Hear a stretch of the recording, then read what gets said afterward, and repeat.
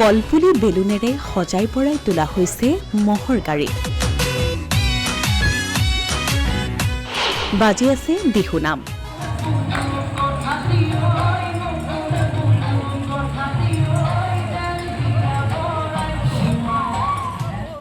কাৰণ সকলো ওলাইছে মহৰ গাড়ীত উঠি পিকনিকলৈ বুলি।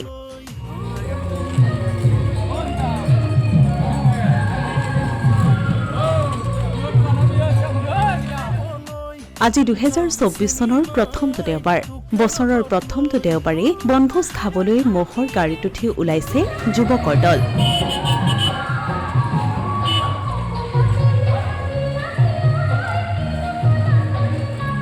এই দৃশ্য পাঠশালাৰ ৰাজপথৰ। বিগত 22 বছৰ ধৰি অবিৰতভাৱে বছৰৰ প্ৰথমটো দেওবাৰত এনেদৰেই বনভোজ খাবলৈ যায় পাঠশালাৰ 3 নং ৱাৰ্ডৰ যুৱ সংঘৰ যুৱকসকল।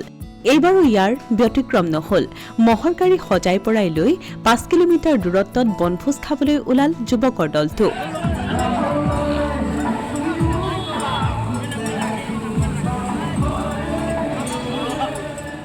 গাড়ীৰ আগত বেনাৰ লগাই কলপুলি বেলুন লগাই সজ্জিত কৰা হল মহৰ গাড়ী দুখন। পিছে পিছে কেইখনমান ই ৰিক্সা আৰু একাংশ যুৱকে ডিঙিত গামোচা পিন্ধি ওলাল পিকনিকলৈ বুলি।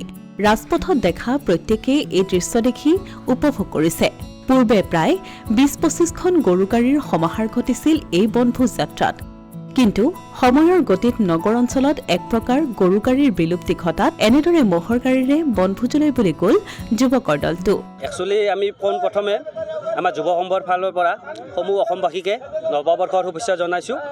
আৰু এইটো বস্তু আমি এটি কাৰণতে কৰিছোঁ, আৰু কিছুদিন আগতে হৈয়ে গৈছে এটা এক্সিডেণ্ট। গতিকে সিমান দূৰত প্ৰগ্ৰেম কৰিব নালাগে।